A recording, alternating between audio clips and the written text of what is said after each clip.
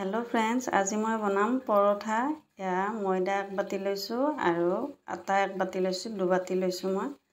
और या चेनी लैसो 1 चामच और निमख लैसो मैं आधा चामच और बेकिंग पाउडार लैसो मैं 1 चामच। এইখিনি ভালদৰে মিক্স কৰি লৈছো, মই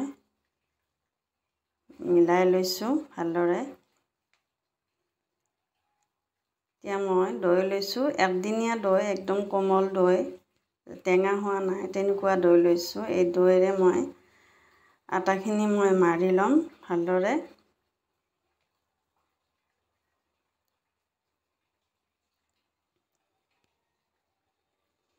অলপ মই ৰিফাইন তেল দিছো, তেল নিদিলেতো পৰঠাত ভাল নালাগে। তেলখিনি মই আগতেই দিব লাগিছিল, পিছত দিলোঁ, একো নহয়। এতিয়া মই ভালদৰে আটাখিনি মই মাৰি লৈছোঁ। বেছি টানো নহয়, বেছি ঢিলাও নহয়, এনেকুৱা ধৰণৰ আটা মাৰি ল'ব লাগিব।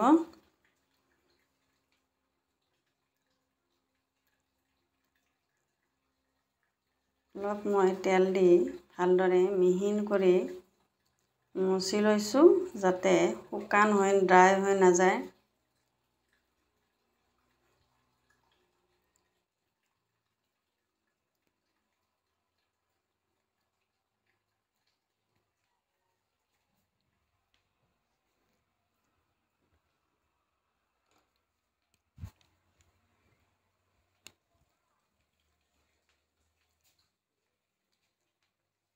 মই আটা ময়দাখিনি এতিয়া বাতি এটাৰে ঢাকি দিম, যাতে কোনো চাইডে হাৱা নাপায়, আৰু আধা ঘণ্টাৰ কাৰণে ৰাখিম।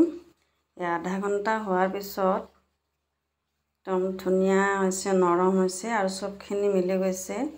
10-15 মিনিটো ৰাখিব পাৰে, কিন্তু যিমান বেছি সময় ৰাখিব সিমানে ময়দাখিনি আটাখিনি ধুনীয়া হয়, নৰম হয়। এইখিনি অলপ মই মাৰি লৈছোঁ।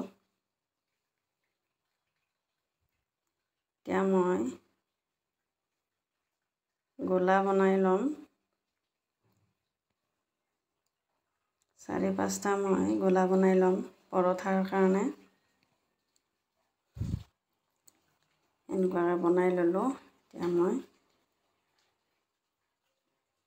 বেলুন পিৰাত বেলি লৈছোঁ। ময়দা অলপ দিছোঁ, নহ'লে আঠা খাই ধৰে। ময়দা অলপ দিলে ধুনীয়াকৈ বেলা হয়। ৰুটিখন ফাৰ্ষ্টতে মই বেলি লৈছোঁ ডাঙৰকৈ। এই পৰঠাখন খুব ভাল লাগে, আপোনালোকে বনাব জৰুৰ। আৰু ৰেচিপিটো যদি আপোনালোকৰ ভাল লাগে তেতিয়াহ'লে লাইক এটা কৰি দিব।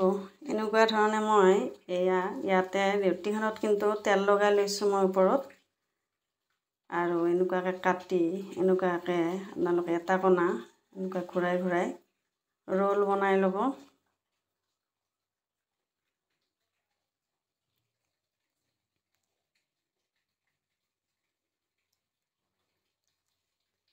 লাষ্টত যিটো কণা বাচি থাকে সেইটো মাজত অলপ চিপকাই দিব, সোমাই দিব। এনেকুৱাকৈ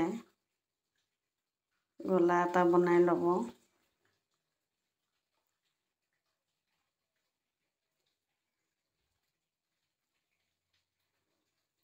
এতিয়া মই পৰঠা বেলিম। বেছি ডাঙৰো নহয়, বেছি সৰুও নহয়, এনেকুৱা চাইজৰ মই পৰঠা বনাম।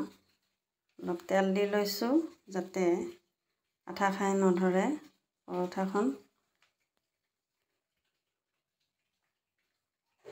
পৰঠাৰ কিন্তু যিমান ডাঙৰকৈ বেলিলেও মানে এৰুৱাই দিলে সৰুৱে হয় অলপ, এনে অলপ ডাঙৰ চাইজতে বেলিব। এনেকুৱাকৈ মই পৰঠা বেলি ল'লোঁ।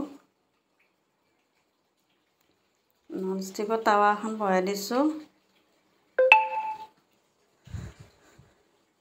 এক চাইড মই ওলটাই দিছোঁ, আৰু ইয়াতে মই ৰিফাইন তেল দি দিছোঁ। বাটাৰো দিব পাৰে আপোনালোকে।